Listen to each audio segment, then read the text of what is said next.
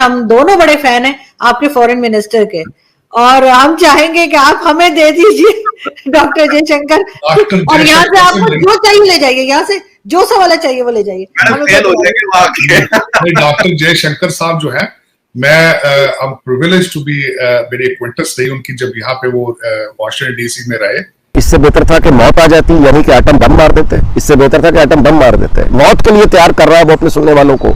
बिल्कुल मैं एग्री करता हूँ समद भाई से कि India first, everything for India, वो वेरी अप्रिशिएटिव। ये पहला आदमी है इमरान खान जो सियासत से निकल के जनरल्स को जंग में घसीट रहा है, यानी ये उनके मैदान में जा रहा है। हम श्रीलंका बनने जा रहे हैं जी, बिल्कुल मुमकिन है, हो सकता है, लेकिन उसको अवॉइड भी किया जा सकता है। मैं आपसे गुजारिश करूं कि एक दफा तो मेरा दिल किया कि मैं भी जहाज टिकट कटा के चलता हूं उसके साथ, और एक दफा जान आनी जानी चीज है मुल्क के लिए, कौम के लिए। ये तय हो ही जाना चाहिए कि ये मुल्क चलाना किसने है, ये तय हो जाना चाहिए एक दफा। बड़ी हो गई, बड़ी हो गई, बड़ी हो गई, खुल के आए। इंडिया जो है वो आगे जाकर जी फास्टेस्ट ग्रोइंग इकोनॉमी बनने जा रहा है। मतलब ये कि पैसा ही पैसा होगा। बिल्कुल बिल्कुल जी। तो जी हम भारत की तरफ अपना दोस्ती बढ़ाते हैं। जुल्फ़िकार भुट्टो ने जान दे दी, नवाज शरीफ को उम्र कैद हो गई, जान देने आते थे ना लोग, ये बहादुरी है। ये वो पहला आदमी बन गया जिसने कहा कि नहीं, जान देनी नहीं है, जान लेनी है। तकरीर जो मर्दान में थी उसमें सिविल वॉर की जो आप कहिए सारी क्लासिक अपील्स होती हैं वो उसमें मौजूद थी। गुलामी तोड़ो, दिलेरी पकड़ो, मौत से न डरो, गुलामी नहीं चाहिए। हमारे साथ जो हो गया है, डाकू और इस तरह के आ गए हैं, इससे बेहतर था कि मौत आ जाती, यानी कि एटम बम मार देते। इससे बेहतर था कि एटम बम मार देते। मौत के लिए तैयार कर रहा है वो अपने सुनने वालों को, वो तैयार कर रहा है कि तुम मर चुके हो, तुम मौत से बुरी हालत में हो। ये पहला आदमी है इमरान खान जो सियासत से निकल के जनरल्स को जंग में घसीट रहा है, यानी ये उनके मैदान में जा रहा है। अब इमरान खान को आप किसी मौजूदे की वजह से आप फर्ज कीजिए ना कहने के लिए कि ये गायब हो गया पाकिस्तानी सियासत से। तारीख बदल दी है इसने तारीख बदल दी। ये वो पहला आदमी है जो अभी तक जनरल सियासत में आए हैं ना, ये जनरल्स को सियासत में, ये जनरल्स को अब तक दिलेरी, सियासी दिलेरी ये थी कि जान कौन देता है। जुल्फ़िकार भुट्टो ने जान दे दी, नवाज शरीफ को उम्र कैद हो गई, जान देने आते थे ना लोग, ये बहादुरी है। ये वो पहला आदमी बन गया जिसने कहा कि नहीं, जान देनी नहीं है, जान लेनी है। उस बंदे ने, इमरान ने, एक महीने में इतना झूठ बोला है जो अयूब खान, याया खान, जनरल जिया, परवेज मुशर्रफ ने मिलकर उतना झूठ शायद नहीं बोला जितना इसने एक महीने में बोला है। माय गॉड, मैं नहीं सोच सकता था यार। ये तारीख हमेशा पागल बदला करते हैं, ये वही पागल है। इसने, यानी वो जो सियासतदानों के साथ झूठ लेके हमलावर होते हैं ये जनरल, ये झूठ पकड़ के जनरल से हमलावर हो गया। उन्हें पता ही नहीं है, एक माजी में वीरी कोई नहीं है, ऐसी कोई मिसाल ही नहीं है, क्या करे वो। मैं हंसना नहीं चाहिए, this is extremely dangerous. Game ऐसे पलटी है एक महीने में, माय गॉड।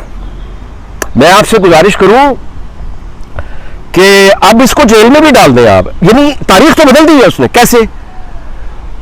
उसने वो रास्ता बाकी तमाम सियासी जमातों को दिखा दिया कि मक्तदरा कंट्रोल कहां से होती है। झूठ बोलता है, इस तरह से झूठ बोलता है, और वो इतना कॉन्फिडेंस से झूठ बोलता है, और वो इतना कन्विंसिंग झूठ बोलता है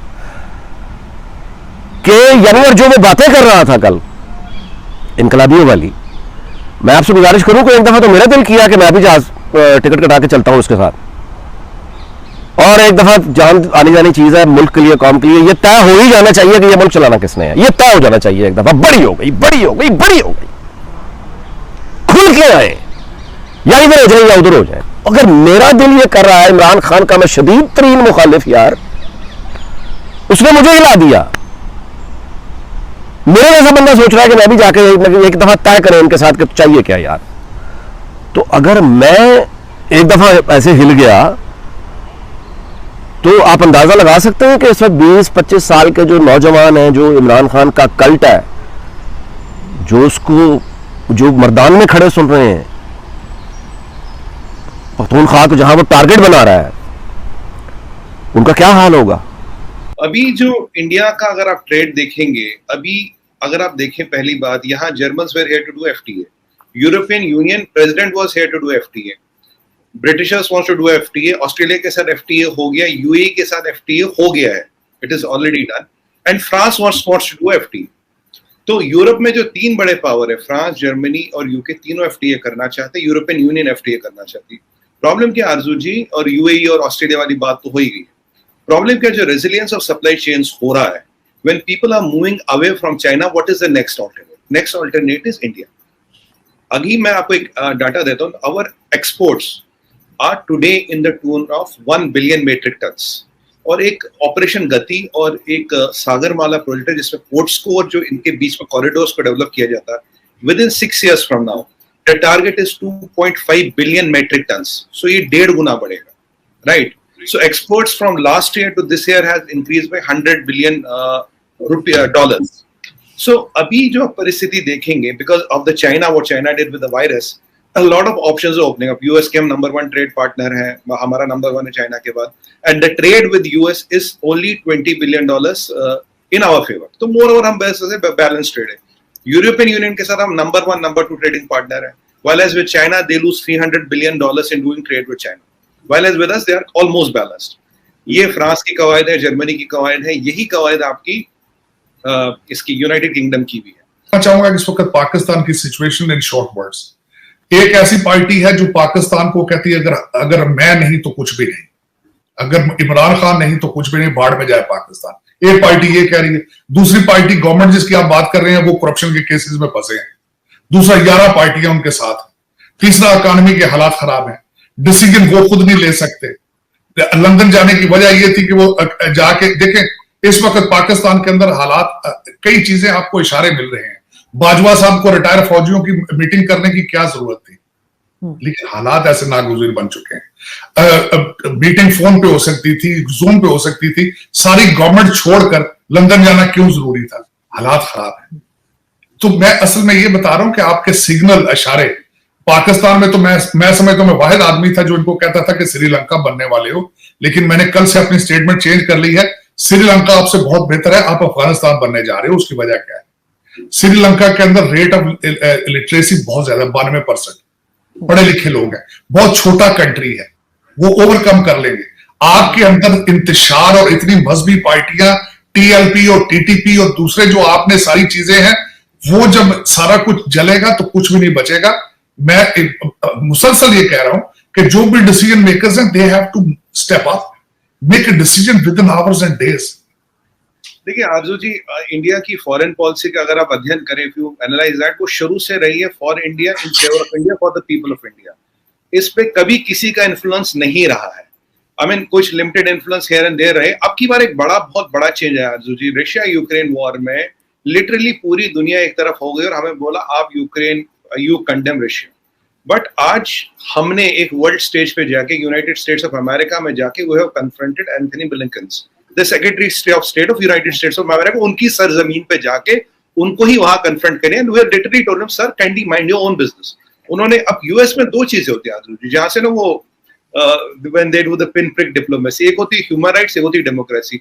अब डेमोक्रेसी हम उनसे बहुत बड़ी है, जितनी यूएस की आबादी ने उससे 4 गुना लोग वोट करते हैं, डेमोक्रेसी वाला मसला सेटल हो गया। ह्यूमन राइट्स को लेके जैसे पाकिस्तान में कहते हैं नॉन स्टेट एक्टर्स है, वहां से यूएस में भी they are non state organisations, some commission, some body जो इधर उधर ना कोई रिपोर्ट छापते रहते, फिर आप किसी को पकड़ते हो, किसी को छोड़ते हो। मैं हमेशा कहूं, जब आपने यूनाइटेड स्टेट्स में जब आपने इतने मिलियन लोग, 12 मिलियन लोग मारे अब तक दुनिया में, जब आपने 50 कंट्रियों में बॉम्बिंग की है, 33 बार, 54 बार आपने बॉम्बिंग की है, 33 कंट्रीज, क्योंकि 12 मिलियन पीपल, उनके ह्यूमन राइट्स का क्या, वो काफी इसमें बात कर चुके हैं।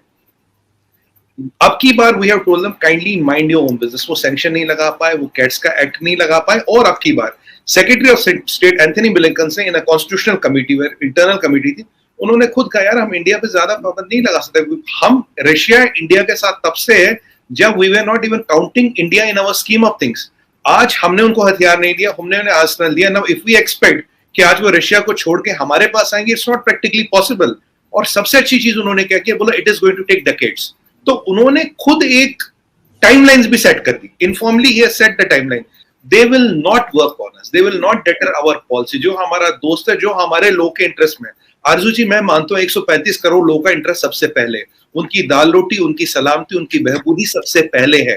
तो आपको पुतिन से क्या स्कोर सेटल करना आप कर लीजिए, आपको यूक्रेन की क्या मदद करनी आप कर लीजिए, और हम एक वाहिद मुल्क है जिसने 40 हरक्यूलिस जहाज भर के 8 जिसमें दवाई, खाना पीना, जरूरियात जिंदगी, वो यूक्रेन भेजा। ना हमने बम भेजा, ना बारूद भेजी, ना तोप भेजा, ना सिपाही भेजा, ना ही माइन भेजी।